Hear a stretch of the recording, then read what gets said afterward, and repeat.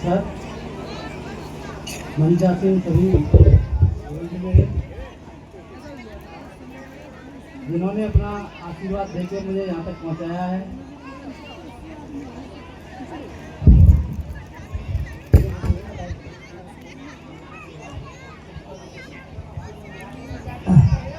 यहाँ तक पहुँचाया है उसके लिए मैं बहुत बहुत आभारी हूँ और जीवन भर ऋणी भी रहूँगा इसके लिए।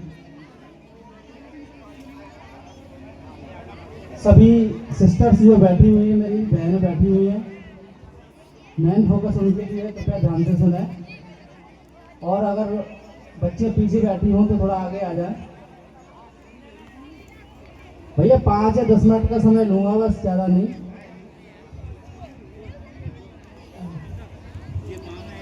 जिन छोटी छोटी बालिकाओं ने आज अपने इस मंच पे इतना अच्छा प्रदर्शन किया,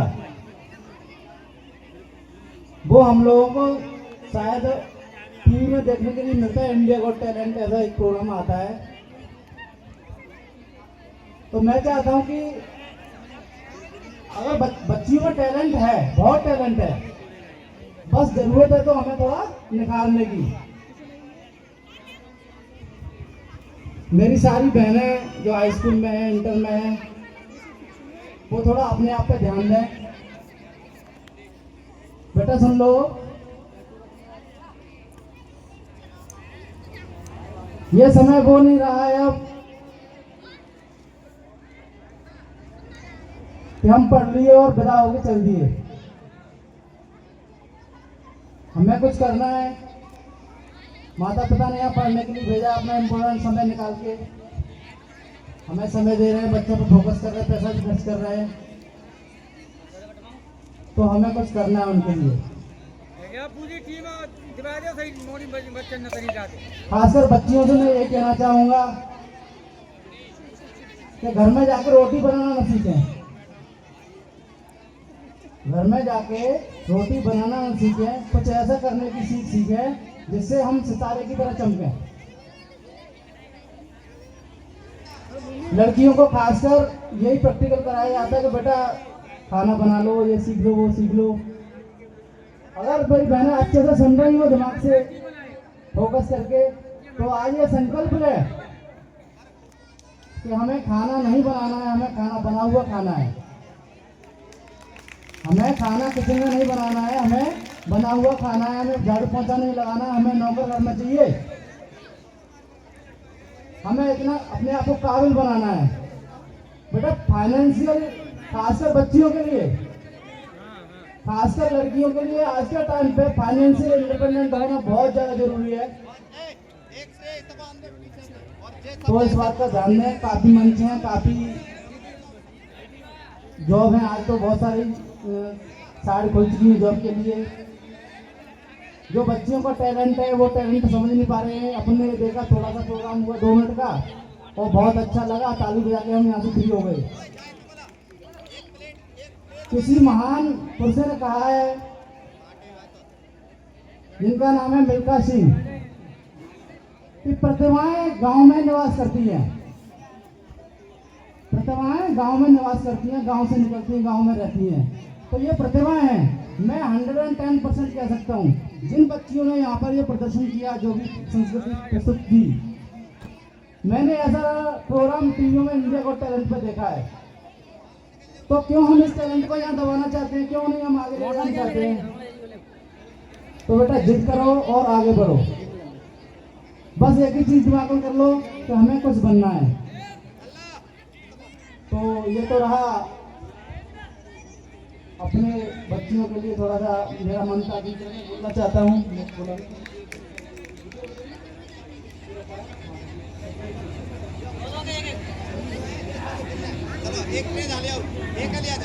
मुझे बड़ी खुशी हो रही है कि हर साल सबसे बड़ी जब भी बात होती है तो सर कहते हैं कि इस साल बच्ची टॉपर आई है, दिल गार्डन गार्डन हो जाता है। तो इस पुरस्कार की मैंने 2016 में घोषणा की थी। प्रभु की कृपा से, राधा मैया की कृपा से आज नियमित सतत रूप से ये चालू है, ये मिल रहा है हर साल। मैं कहीं भी रहता हूँ, ड्यूटी पे होता हूँ तो सर को फोन कर देता हूँ, और जब समय मिलता है तो कोशिश करता हूँ कि अपनी इस रमन रेती पे कभी दर्शन करने के लिए आ जाता हूँ। बेटा मैं आपके परसेंट 96, 94 देख के थोड़ा सा मुझे अच्छा लगा कि हमारी बच्ची जिस स्कूल से हम निकले हैं पढ़ के, 2004 में हाई स्कूल किया था मैंने यहाँ से, आज 2026 है। मेरा रेगुलर कांटेक्ट में, मुझे कभी लगता ही नहीं कि मैं प्रोफेशनल हो चुका हूँ, मैं जॉब लगी, मुझे लगता है मैं आज भी स्टूडेंट हूँ और मन करता है कभी सर के पास बैठूं तो बड़ा अच्छा लगता है। तो बेटा एक चीज़ और मैं इसमें ऐड करना चाहता हूँ, आज से ये पुरस्कार की थोड़ी सी राशि बढ़ाना चाहता हूँ, ज़्यादा तो कुछ नहीं है, ये 1100 रुपये कोई मायने नहीं रखते हैं, लेकिन जब पुरस्कार होता तो 1 रुपये भी बहुत मायने रखता है। आज से ये 1100 रुपये का जो पुरस्कार है वो 1500 रुपये का हो जाएगा, और ये 500 रुपये का पुरस्कार है जो बालकों को दिया जाता है वो 1100 रुपये का हो जाएगा। मैं कह रहा हूँ मेरे भाइयों, मेहनत करो, आगे बढ़ो, पढ़ना तो है ही है, पढ़ने के साथ साथ बनना बहुत कुछ है, बनना बहुत जरूरी है। ये जीवन हमें पता नहीं बार पीछे कहाँ मिला था, कब कैसे मिला था, किस रूप में था, पास्ट का पता नहीं, फ्यूचर का पता नहीं। इस जीवन में कुछ ऐसा कर जाओ जिस स्कूल से पढ़े हैं, जिस माता पिता के घर में जन्म लिया है, नाम उनका अमर हो जाए। तो ये आज पुरस्कार के रूप में रहा ये सब डिटेल। और इस पुरस्कार का खास मैटर ये है कि ये पुरस्कार जो बालक वर्ग में दिया जाता है वो आदरणीय मेरे पिताजी और मेरे गुरुजी, उन दोनों के नाम से कमांड बनाया मैंने। और जो बालिका वर्ग में दिया जाता है पुरस्कार वो मेरी परम आदरणीय माता जी और हमारी ये माता जी दूसरी, उन दोनों के नाम से दिया जाता है। बड़ा खुशी फील होती है, अच्छा लगता है कि हे प्रभु कुछ कर पा रहे हैं, अपन बच्चों को मोटिवेशन दे पा रहे हैं। और मैं खासकर बच्चियों के लिए बार बार क्यों इसलिए बोल रहा हूँ कि देखो बच्ची जिस घर में पैदा होती है, मुझे नहीं पता ज़्यादा क्या कर पाते हैं बच्ची के लिए, मैक्सिमम 5 से 7 साल तक हमें उसको बच्ची समझते हैं और हमें कुछ नहीं कर पाते उसके लिए। और ज़्यादा से ज़्यादा जब वो अपने माइंड को सेट करती है, समझ पाती है परिवार कौन है, भाई बहन कौन है, रिश्ता कौन है, समझदार सामाजिक सिस्टम समझ पाती है, तब तक वो बड़ी हो जाती है। और बड़ी हो जाती है 18 साल में हम लोग शादी की रस्मों की तैयारियां कर देते हैं और अधिकतर 18 या 20 में शादी हो जाती है। तो बच्चियों के लिए स्पेशली मन करता है कम से कम मेरे पास 18 साल रह पाती है बच्ची, किसी भी पेरेंट्स के पास बच्ची कितने साल रह पाती है, मैक्सिमम 18 साल। पता नहीं किस घर में कहाँ कैसे जाएगी, कौन कैसे परिवार मिलेगा, कैसा घर मिलेगा। तो बच्ची के लिए कुछ ऐसा कर दो इन 10-11 सालों में कि जब तक वो जीवित रहे, जीवन रहे उसका, तब तक वो ये कहे कि मुझे पेरेंट्स मिले तो ऐसे मिले, मेरे गुरुजन मिले तो ऐसे मिले, और गार्डियंस मिले तो ऐसा मिले।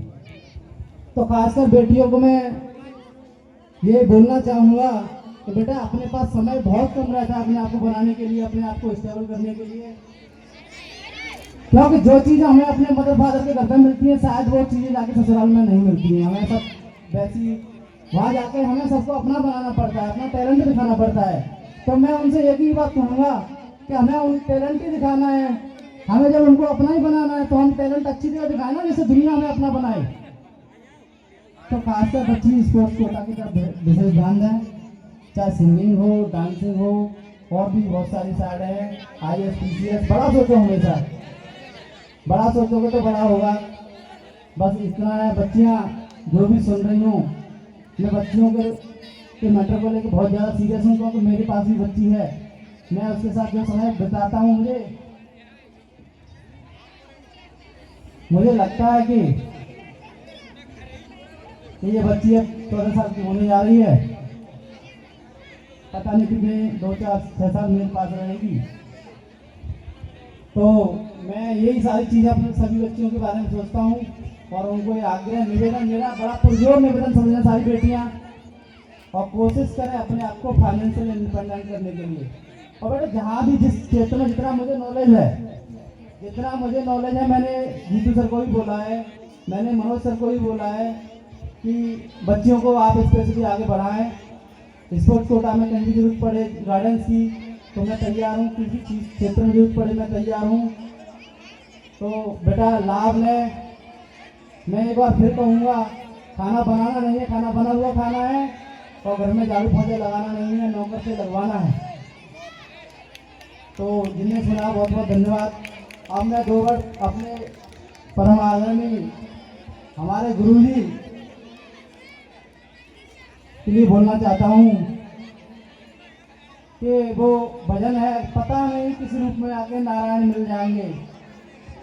तो मेरा जीवन बड़ा धन्य हो गया है।